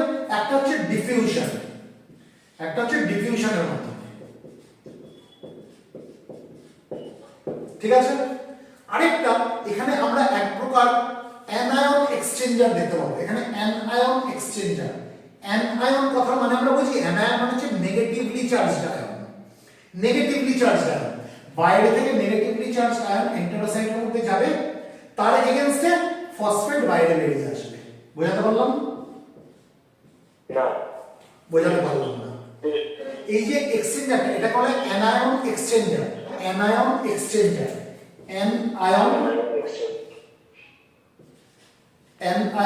এক্সচেঞ্জার। এক্সচেঞ্জার মানে কি? এক্সচেঞ্জ হচ্ছে, তাই তো? আর অ্যানায়ন কথা মানে কি? অ্যানায়ন মানে হচ্ছে negatively charged ion. Positively charged আয়নকে আমরা কি বলি? ক্যাটায়ন বলি, তাই না? পজিটিভলি চার্জড আয়নকে আমরা ক্যাটায়ন বলি, নেগেটিভলি চার্জড আয়নকে আমরা কি বলি? অ্যানায়ন বলি। বুঝতে পারলাম? আচ্ছা, তাহলে আপনি আমাকে বলুন তো, এটা কি ক্যাটায়ন না অ্যানায়ন? Na+, এটা ক্যাটায়ন না অ্যানায়ন? এটা হচ্ছে ক্যাটায়ন, ঠিক আছে? Plus positively charged ion. আমি যদি বলি Ca2+, এটা ক্যাটায়ন না অ্যানায়ন? ক্যাটায়ন। ক্যাটায়ন মানে পজিটিভলি চার্জড আয়ন। বোঝাতে পারছি? যে আয়নের মধ্যে পজিটিভ চার্জ রয়েছে, প্লাস, মাথার উপরে প্লাস লেখা থাকবে, সেগুলো হচ্ছে ক্যাটায়ন। আর যার মাথার উপরে মাইনাস লেখা থাকবে, আমি যদি Cl- বলি, এটা কোন ধরনের আয়ন? ক্লোরাইড আয়ন, মাইনাস মানে নেগেটিভলি চার্জড আয়ন, এটা হচ্ছে অ্যানায়ন। বোঝাতে পারছি? তাহলে ফসফেটটা কোন ধরনের ion? Phosphate PO4 minus, minus হচ্ছে নেগেটিভলি চার্জড আয়ন, তাহলে এটাও তো এক প্রকার অ্যানায়ন, তাই তো? আচ্ছা, তাহলে এখানে আমরা কি দেখতে পাচ্ছি? অ্যানায়ন এক্সচেঞ্জার আছে। অ্যানায়ন এক্সচেঞ্জার মানে কোন এক প্রকার অ্যানায়ন ইন্টারসাইটের ভেতরে ঢুকছে, যার এগেইনস্টে ফসফেট ইন্টারসাইটের ভেতর থেকে বাইরে বেরিয়ে আসছে ইন্টারসেলুলার স্পেসে। এই অবধি পরিষ্কার? আর স্যার অ্যানায়নের বলে স্যার? ডিফিউশন পদ্ধতিতে ডিফিউশন পদ্ধতিতে এন্টেরোসাইটের ভেতর থেকে ফসফেট কোথায় চলে আসছে? ইন্টারসেলুলার স্পেসে চলে আসছে। ক্লিয়ার? Clear sir. আচ্ছা, তাহলে মোটামুটি আমাদের কাছে কিন্তু ফসফেটের ট্রান্সপোর্টটাও ক্লিয়ার হয়ে গেল, তাই তো? ফসফেটের অ্যাবজর্পশন, ট্রান্সপোর্ট আমাদের কাছে ক্লিয়ার হয়ে গেল। স্যার একটা কোশ্চেন ছিল স্যার, এই যে ট্রান্সপোর্ট প্রোটিনটা এই ট্রান্সপোর্ট প্রোটিনটা যখন এই শুনতে পাচ্ছি না, শব্দ কাটছে। হ্যাঁ শুনতে পাচ্ছি না, আপনার শব্দ এরকম আসছে। যখন ভিডিওটা পাঠাবো আপনি দেখবেন এই এরকম আসছে। এই যে ট্রান্সপোর্ট প্রোটিন, এই ট্রান্সপোর্ট প্রোটিনটাই কিন্তু ফসফেটকে এপিকাল মেমব্রেন থেকে ব্যাসোল্যাটারাল মেমব্রেন অবধি নিয়ে আসছে। এই যে ট্রান্সপোর্ট প্রোটিনটা, এই ট্রান্সপোর্ট প্রোটিনটাই কিন্তু ফসফেটকে এন্টেরোসাইটের এপিকাল মেমব্রেন থেকে এন্টেরোসাইটের ব্যাসোল্যাটারাল মেমব্রেন অবধি নিয়ে আসছে। ক্যাল বাইন্ডিংটা আমরা কিসের জন্য? ক্যালসিয়াম বাইন্ডিং এ পড়েছিলাম, তাই তো? আর এই যে sodium dependent phosphate cotransporter 2B, এটা আমরা ফসফেটের ক্ষেত্রে করছি। ঠিক আছে? একদম। আচ্ছা, তাহলে এটা বুঝি আমি। স্যার স্যার আচ্ছা, এবার গল্পটা মজা আরো বাড়বে। আমরা ক্যালসিয়ামের অ্যাবজর্পশন বুঝে গেলাম, আমরা ফসফেটের অ্যাবজর্পশন শিখে গেলাম, তাই তো?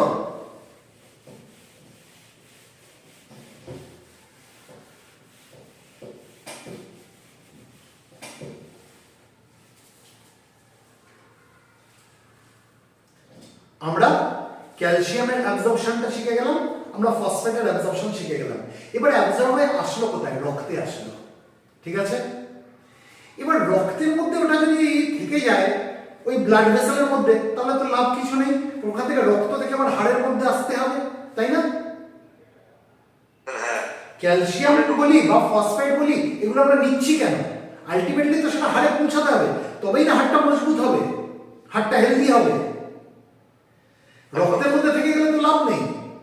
বরঞ্চ যদি ব্লাড ভেসেলের মধ্যে থেকে যায়, যদি আর্টারির মধ্যে ক্যালসিয়াম থেকে যায়, তাহলে কিন্তু গন্ডগোল আছে। কি গন্ডগোল আছে? আর্টারিয়াল ক্যালসিফিকেশন হয়ে যাবে।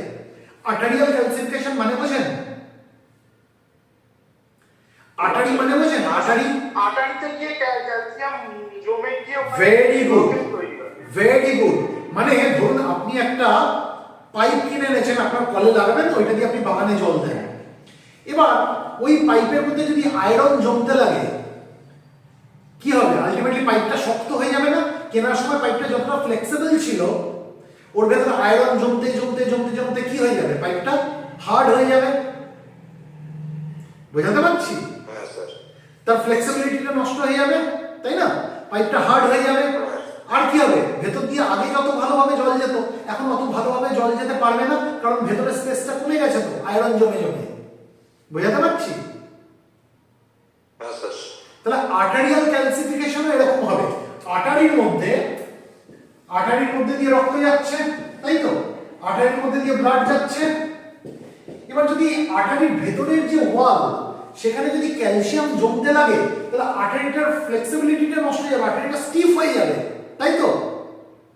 আর্টারিটা স্টিফ হয়ে যাবে, আর ভেতরে জমতে জমতে ক্যালসিয়াম জমতে জমতে এর ভেতর দিয়ে রক্ত যাওয়ার পথটাও তো কমে গেল। ক্লিয়ার? হ্যাঁ ক্লিয়ার। এটাকে বলে আর্টারিয়াল ক্যালসিফিকেশন। এটাকে বলে আর্টারিয়াল ক্যালসিফিকেশন। তাহলে এই আর্টারিয়াল ক্যালসিফিকেশন হওয়া উচিত না উচিত না? না, উচিত তো না। উচিত না। তাহলে এই আর্টারির ভেতর দিয়ে যে রক্ত যাচ্ছে সেখান থেকে উচিত নয়। তাহলে এই আর্টারির ভেতর দিয়ে যে রক্ত যাচ্ছে, ওখান থেকে ক্যালসিয়ামটাকে কোথায় চলে আসতে হবে? হাড়ের মধ্যে চলে আসতে হবে, তাই তো? যদি হাড়ের মধ্যে না আসে, তাহলে আর্টারির মধ্যে এই রক্তের সঙ্গে ক্যালসিয়াম থাকবে, ও আর্টারির দেওয়ালে গিয়ে আটকাতে লাগবে। তাহলে ক্যালসিয়ামটা ওই রক্তের থেকে কোথায় চলে আসতে হবে? বোনের মধ্যে চলে আসতে হবে, হাড়ের মধ্যে চলে আসতে হবে। ক্লিয়ার? এই যে রক্ত থেকে হাড়ের মধ্যে ক্যালসিয়ামকে নিয়ে আসে, এটা করাতে সাহায্য করে ভিটামিন K27। বোঝাতে পারলাম? হ্যাঁ স্যার। তাহলে আমি এটা বুঝছি। Vitamin K2 sir.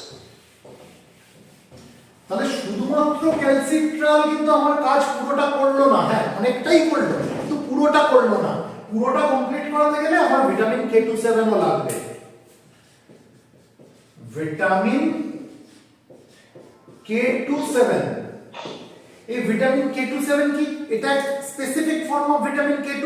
আমরা ভিটামিন K কি জানি? ফ্যাট সলিউবল ভিটামিন, তাই তো? তাহলে ভিটামিন K27 যেহেতু এটা specific form of vitamin K2, তাহলে এটাও ফ্যাট সলিউবল ভিটামিন।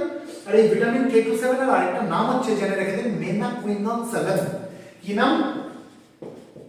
মেনাকুইনন 7। কি নাম বললাম বলুন? মেনাকুইনন 7, বা আমরা এটাকে এরকম করে লিখতে পারি MK7, মেনাকুইনন 7। মনে রাখতে পারবেন MK7, মনে রাখতে পারবেন মৈনাককর 7, 7 নম্বর মৈনাককর, মনে থাকবে তো? আমার নামটা জানেন তো? হ্যাঁ স্যার। তাহলে মৈনাককর 7 মনে রাখুন। ভিটামিন K27 শুনতে পেলাম না?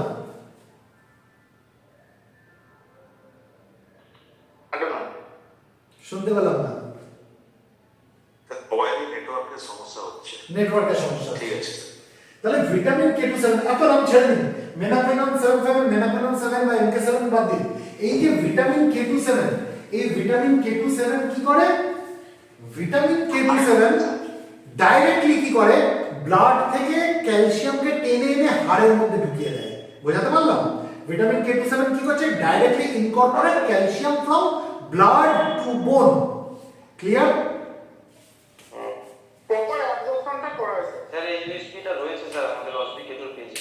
হ্যাঁ, ব্লাড থেকে বোনের মধ্যে, ব্লাড থেকে বোনের মধ্যে কে নিয়ে আসতে সাহায্য করে? এই ভিটামিন K27। ঠিক আছে, কাকে নিয়ে আসে? ব্লাড থেকে বোনের মধ্যে ক্যালসিয়ামকে। বোঝাতে পারলাম? যেহেতু ব্লাডের ভেতর থেকে হাড় অব্দি এই ভিটামিন K27 নিয়ে আসছে, তাই ওই আর্টারির মধ্যে আর ক্যালসিফিকেশন হচ্ছে না। তাহলে আমরা কি বলতে পারি যে ভিটামিন K27 আর্টারিয়াল ক্যালসিফিকেশনকে প্রিভেন্ট করতে পারে? হ্যাঁ। আচ্ছা, এবার ক্যালসিয়াম তো চলে আসলো, এবার ফসফেট কি করবে? ফসফেটকে কি ভিটামিন K27 আনতে পারে? না, পারে না। ক্যালসিয়াম আর ফসফেট এরা হচ্ছে খুব ভালো বন্ধু। ভিটামিন K27 কি করেছে? রক্তের ভেতর থেকে ক্যালসিয়ামকে হাড়ে নিয়ে চলে এসেছে, ফসফেটকে আনেনি। এবার ক্যালসিয়াম কি বললো? ক্যালসিয়াম তখন বন্ধুকে বলেছে, বন্ধু আমি হাড়ের মধ্যে চলে এসেছি, তুইও চলে আয়। এবার ক্যালসিয়াম ফসফেটকে ডেকে এনে হাড়ের মধ্যে ঢুকিয়ে দেবে। বোঝাতে পারলাম? বোঝাতে পারলাম? স্যার যখন স্যার K2 ক্যালসিয়ামকে নিয়ে যায় তখন ক্যালসিয়াম ফসফেটকে নিয়ে যায়। ঠিক। ভিটামিন K27 কি করছে? রক্তের ভেতর থেকে ক্যালসিয়ামকে ইনকর্পোরেট করছে কোথায়? বোনের মধ্যে, তাই তো? কিভাবে করছে আমরা পরে আসবো, ঠিক আছে? অস্টিওক্যালসিন বলে এক ধরনের প্রোটিন আছে, আমরা পরে আসবো আস্তে আস্তে ধাপে ধাপে। রক্তের ভেতর থেকে ক্যালসিয়ামকে টেনে হাড়ে গিয়ে ঢুকিয়ে দিচ্ছে ভিটামিন K27। এবার ক্যালসিয়াম হাড়ে চলে এসে বলছে, বন্ধু আমি হাড়ে পৌঁছে গেছি, তুইও চলে আয়। বলে কাকে ডেকে নিল? ওর বন্ধুকে ফসফেট, ওর বন্ধুকে ফসফেট। তাহলে ক্যালসিয়াম আর ফসফেট এবার দুজনে মিলেই হাড়ের মধ্যে পৌঁছে গেল, তাই হাড়টা হেলদি হলো, হাড়টা মজবুত হলো। বোঝাতে পারলাম? আচ্ছা, এবার ভিটামিন K27 কিভাবে এই রক্ত থেকে ক্যালসিয়ামকে হাড়ের মধ্যে নিয়ে আসে সেটা একটু শিখে নিই। হাড়ের মধ্যে আমরা অস্টিওব্লাস্ট বলে এক ধরনের বোন ফর্মিং সেল পড়েছিলাম। অস্টিওব্লাস্ট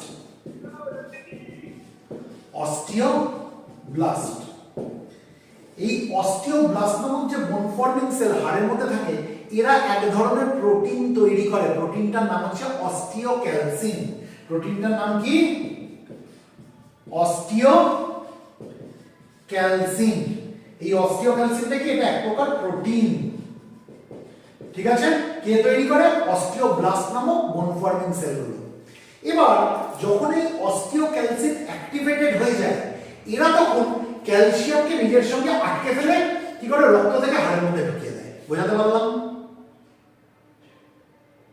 স্যার এই অস্টিওব্লাস্ট একটু আগে বলুন। অস্টিওব্লাস্ট হচ্ছে এক ধরনের বোন ফর্মিং সেল। ঠিক আছে, এই অস্টিওব্লাস্ট নামক কোষগুলো কি করে? অস্টিওক্যালসিন নামক এক ধরনের প্রোটিন তৈরি করতে সাহায্য করে। বোঝাতে পারলাম? এই অস্টিওব্লাস্ট নামক সেলগুলো কি করে, অস্টিওক্যালসিন নামক এক ধরনের প্রোটিনকে সিনথেসাইজ করে, মানে তৈরি করে। বোঝাতে পারলাম? এখনো বোঝাতে পারিনি। অস্টিওব্লাস্ট নামক কোষগুলো অস্টিওক্যালসিন নামক প্রোটিন তৈরি করে। বোঝাতে পারলাম? এবার এই অস্টিওক্যালসিন অ্যাক্টিভেট হয়ে যাবে, অ্যাক্টিভেট, ঠিক আছে? অ্যাক্টিভেট হয়ে কি করবে, রক্তের মধ্যে যে ক্যালসিয়াম রয়েছে তাকে তার সঙ্গে নিজেকে আটকে ফেলবে, আটকে ফেলে তাকে টেনে এনে হাড়ের মধ্যে ঢুকিয়ে দেবে। এবার আমরা একটু আগে কি পড়েছি, ক্যালসিয়ামকে তো টেনে হাড়ে ঢুকেছে K27, তাই তো? তাহলে এখানে অস্টিওক্যালসিন কি করছে না, এই যে অস্টিওক্যালসিন, এই অস্টিওক্যালসিনকে অ্যাক্টিভেট করতে সাহায্য করছে ভিটামিন K27। তার মানে ভিটামিন K27 নিজে গিয়ে ক্যালসিয়ামকে টানছে না। বোঝাতে পারলাম এবার? আচ্ছা, ভিটামিন K27 কি করছে, এই অস্টিওক্যালসিন নামক এই প্রোটিনটাকে অ্যাক্টিভেট করে দিচ্ছে, এই অস্টিওক্যালসিন নামক প্রোটিনটাকে অ্যাক্টিভেট করে দিচ্ছে। এবার যখন অস্টিওক্যালসিন নামক প্রোটিনটা অ্যাক্টিভেট হয়ে যাচ্ছে, ও তখন ক্যালসিয়ামের সঙ্গে নিজেকে আটকে ফেলছে। বোঝাতে পারলাম? ও তখন ক্যালসিয়ামের সঙ্গে নিজেকে আটকে ফেলছে। আটকে ফেললে কি হচ্ছে, ক্যালসিয়াম রক্তের ভেতর দিয়ে যাচ্ছিল, এবার ওই অস্টিওক্যালসিনের সঙ্গে ক্যালসিয়াম আটকে গেল, তাহলে কোথায় চলে আসলো, হাড়ে চলে আসলো ক্যালসিয়াম, তাই তো? বুঝাতে পারছি? বোন ম্যাট্রিক্সের মধ্যে চলে আসলো। এটা যদি বোন ম্যাট্রিক্স হয়, এখানে এসে ক্যালসিয়ামগুলো ঢুকে গেল, এত রক্ত দিয়ে ফ্লো করছিল ক্যালসিয়ামগুলো। বুঝাতে পারছি? অস্টিওক্যালসিন অ্যাক্টিভেট হয়ে গেছে, সঙ্গে সঙ্গে ক্যালসিয়ামগুলো কার সঙ্গে আটকে গেল, অস্টিওক্যালসিনের সঙ্গে আটকে গেল, তাই বোন ম্যাট্রিক্সের মধ্যে চলে আসলো ক্যালসিয়াম। ক্লিয়ার? এবার ক্যালসিয়াম যখন বোন ম্যাট্রিক্সে পৌঁছে গেল, ক্যালসিয়াম যখন হাড়ের মধ্যে পৌঁছে গেল, তখন ক্যালসিয়াম কাকে ডেকে নেবে, ফসফেটকেও ডেকে নেবে, যে বন্ধু আমি তো পৌঁছে গেছি, এবার তুমিও চলে এসো। তখন ফসফেটও চলে আসলো। বোঝাতে পারলাম? তাহলে আলটিমেটলি তার মানে ফসফেটকে কিন্তু ভিটামিন K27 এর কোনো রোল নেই নিয়ে আসা। ফসফেট কি হলো, ক্যালসিয়াম, কিন্তু ক্যালসিয়াম কি হলো ভিটামিন K27। কিভাবে আনলো, নিজে আনলো না, ইনডাইরেক্টলি আনলো, অস্টিওক্যালসিন নামক প্রোটিনকে অ্যাক্টিভেট করে নিয়ে আসলো। বোঝাতে পারলাম? রক্তের মধ্যে কি রয়েছে, ক্যালসিয়াম রয়েছে, ফসফেট রয়েছে, তাই তো? রক্ত দিয়ে বইছে। এবার হাড়ের মধ্যে যে অস্টিওব্লাস্ট আছে, সে কি তৈরি করেছে, অস্টিওক্যালসিন তৈরি করেছে। এই অস্টিওক্যালসিনকে অ্যাক্টিভেট কে করে দিয়েছে, ভিটামিন K27 অ্যাক্টিভেট করে দিয়েছে। এবার যখন রক্ত দিয়ে ক্যালসিয়াম আর ফসফেট যাচ্ছে, এই অস্টিওক্যালসিন কি করছে, পাক করে বসে রয়েছে, ক্যালসিয়াম নিয়ে আমি তার সাথে আটকে ফেলবো, মানে ক্যালসিয়ামকে টেনে নিয়ে নিজের সঙ্গে আটকে ফেলবো। বুঝতে পারছি? নিয়ে কোথায় ঢুকিয়ে দিল, হাড়ের মধ্যে ঢুকিয়ে দিল। এবার ক্যালসিয়াম যখন চলে আসছে, বন্ধু তো চলে যাচ্ছে, তখন ক্যালসিয়াম বলছে বন্ধু বন্ধু তুই দাঁড়া, তুই দাঁড়া, আমি চলে আসছি, তুইও চলে আয়, বলে ফসফেটকেও ঢুকিয়ে দিল হাড়ে। ক্লিয়ার? তাহলে রক্ত থেকে হাড়ের মধ্যে ক্যালসিয়াম আর ফসফেট দুটোই এসে বসে গেল। এবার আমাকে একটা জিনিস বলতে হবে, যে আমি যদি ভিটামিন K27 না দিতাম তাহলে কি হতো। একটা ধাপে ধাপে, আমি যদি শুধু ক্যালসিয়াম নিতাম, আমি ক্যালসিট্রাল নিলাম না, তাহলে কি হতো, ক্যালসিয়ামের অ্যাবজর্পশন অত ভালো হতো?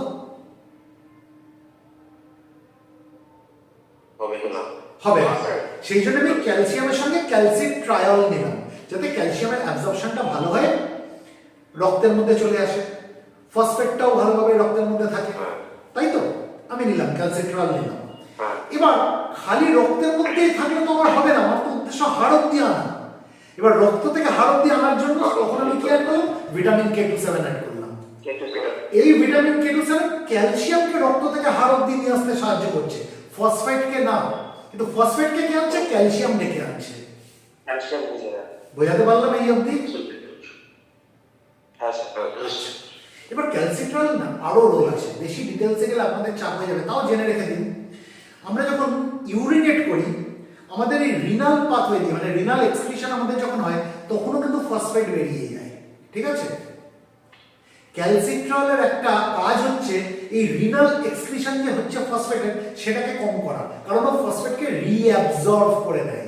বোঝাতে পারলাম? রক্ত ফিল্টার হইতে ইউরিন তৈরি হয়, তাই তো?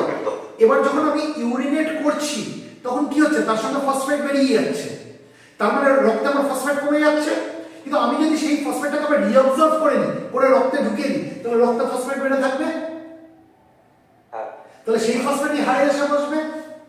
তাহলে ক্যালসিট্রিয়ল কি করছে, এই যে রিনাল এক্সক্রিশন হচ্ছে ফসফেট, সেটাকে কম করে দিচ্ছে। কিভাবে কম করছে? ফসফেটের রিঅ্যাবজর্পশনকে বাড়িয়ে দিচ্ছে। বোঝাতে পারলাম? একদম ক্লিয়ার? যাই হোক, তার মানে আমাদের কাছে কি ক্যালসিয়াম কার্বনেট, মানে আমি যদি ক্যালসিয়াম কার্বনেট ফর্মে দিয়ে থাকি, অসবিকেটর তো ক্যালসিয়াম কার্বনেট ফর্মে রয়েছে, সেই ক্যালসিয়াম কার্বনেট তার সাথে কেন ক্যালসিট্রল, কেন ভিটামিন K27 দিয়েছি, আমাদের কাছে কি পরিষ্কার? হ্যাঁ স্যার। আচ্ছা, এর পাশাপাশি আরো কিছু জিনিস আছে। কি আছে? মিথাইল কোবালামিন আছে, এল মিথাইল ফোলেট আছে। মিথাইল কোবালামিন মানে ভিটামিন B12, এল মিথাইল ফোলেট মানে ভিটামিন B9, তাই তো? এগুলো কি করে? এরা হোমোসিস্টিনের লেভেলকে কম করে দেয়। বোঝাতে পারলাম? আমরা জানি যে হোমোসিস্টিনের লেভেল বেশি হয়ে যাওয়াটা উচিত না, অনেক রকমের প্রবলেম হতে পারে শরীরে, তাই তো? আমি যদি খুব স্পেসিফিক না বলি, আমি কার্ডিওভাস্কুলার কমপ্লিকেশন হতে পারে, প্রেগন্যান্সির সময় আমরা কমপ্লিকেশন দেখতে পারি, এমনকি অনেক কিছু হতে পারে স্যার। হ্যাঁ, শুনতে পেলাম না? হ্যাঁ মিসক্যারেজ হ্যাঁ, মিসক্যারেজ পর্যন্ত হতে পারে। হ্যাঁ, আগের দিন আলোচনা করেছিলাম, আরো অনেক কমপ্লিকেশন হতে পারে, অস্টিওপোরোসিস হতে পারে, হাড়ের ক্ষতি হতে পারে। তাহলে এই হোমোসিস্টিন লেভেলকে বাড়তে দেওয়া যাবে না। এই হোমোসিস্টিন লেভেলকে কম কে করে? মিথাইল কোবালামিন করে, এল মিথাইল ফোলেট করে। বোঝাতে পারলাম? হ্যাঁ স্যার। তাহলে হোমোসিস্টিন লেভেল যদি বেড়ে যায়, কার্ডিওভাস্কুলার প্রবলেম হতে পারে কি পারে না? পারে কি পারে না? হবেই হতে পারে। তাহলে আমি যদি মিথাইল কোবালামিন আর এল মিথাইল ফোলেট দিই, তাহলে আমি কিছুটাও কার্ডিওভাস্কুলার কমপ্লিকেশনকে আমি প্রিভেন্ট করতে পারছি? পারছি? হ্যাঁ sir.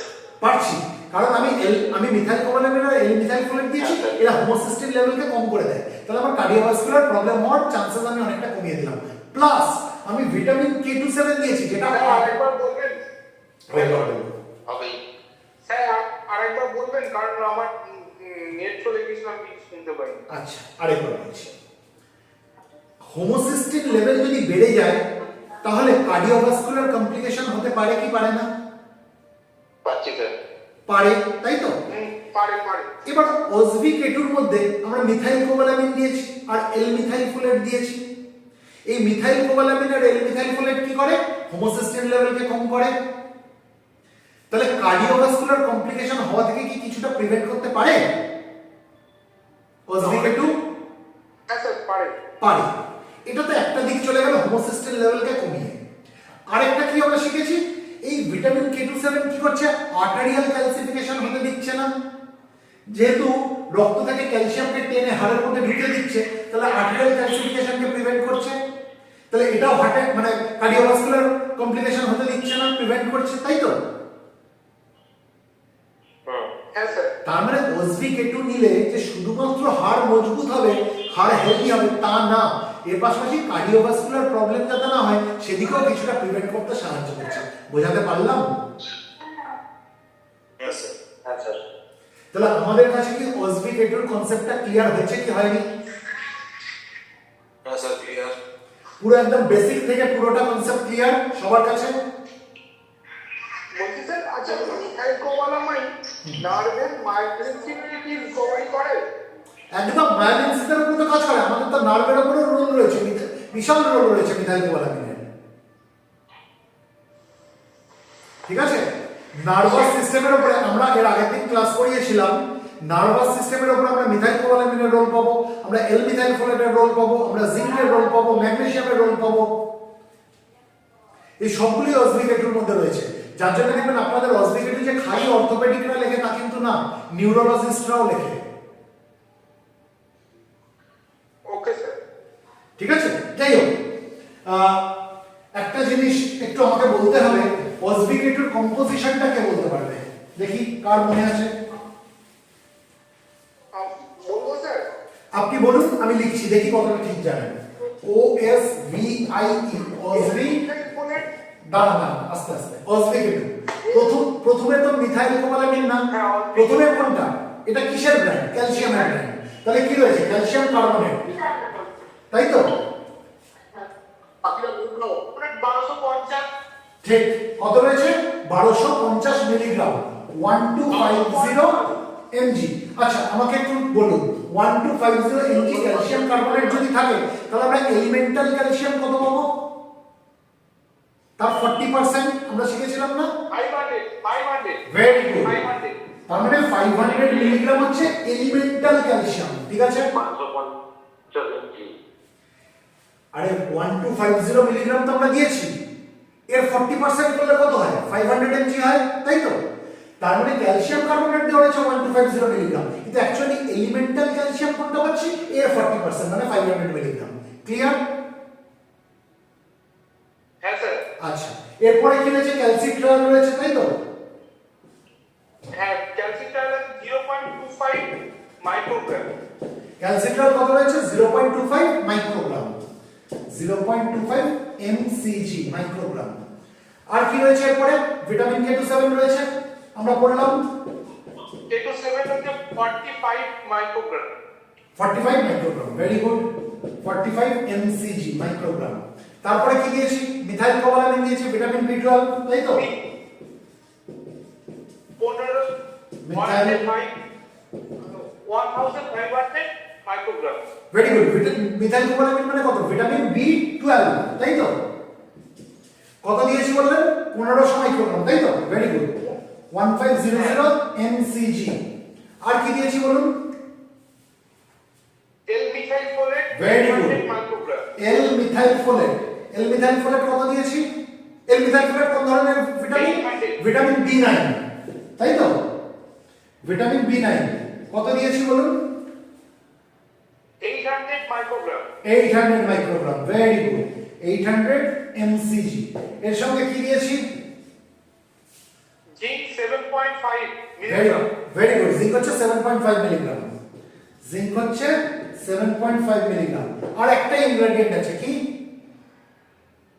Magnesium 50 milligram very good magnesium 50 milligram তার মানে OSB-K2 contains calcium carbonate 1250 milligram which is equivalent to 500 milligram of elemental calcium calcitral 0.25 microgram vitamin K27 45 microgram methyl cobalamin 1500 microgram L-methyl folate 800 microgram zinc 7.5 milligram and magnesium 50 milligram clear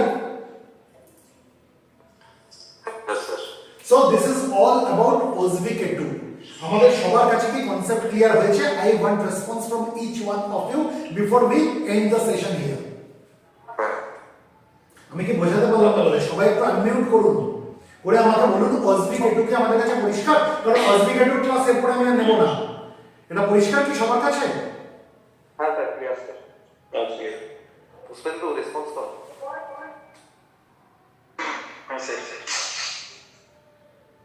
ঠিক আছে তাহলে এখানে শেষ করছি আমরা session হ্যাঁ হ্যাঁ clear okay তাহলে শেষ করছি ওকে ভাই ভিডিওটা রাখতে চাই স্যার হ্যাঁ ভিডিওটা পাঠিয়ে দেবো শিওর ভিডিও পাঠিয়ে দেবো চিন্তা করবেন না ঠিক আছে